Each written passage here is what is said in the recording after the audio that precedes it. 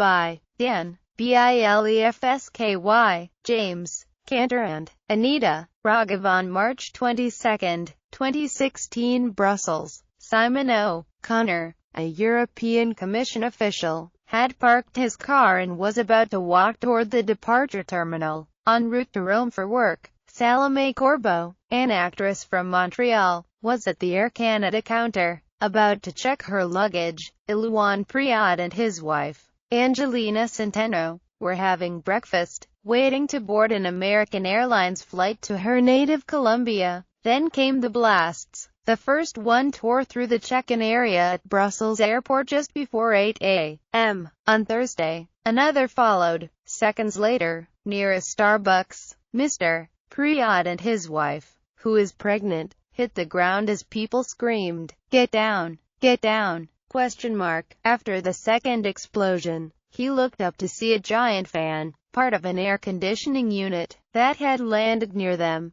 They had been eating at Délifrance, talking about Salah Abdeslam, the terrorism suspect who was arrested in Brussels on Friday after a 4-month global manhunt. In 10 seconds, everything changed. Mr. Preaud said, "It was an apocalypse. There was blood everywhere." Ms. Corbo, like other witnesses, said the second blast was stronger than the first. "I felt myself pushed forward as if by a force of air." She said in a phone interview, "People dove to the ground. Parts of the ceiling fell in. There were some injured people lying on the ground. I saw a foot that had been blown off." Mr. O'Connor, the European Commission official, described hearing two deeply rumbling crashes.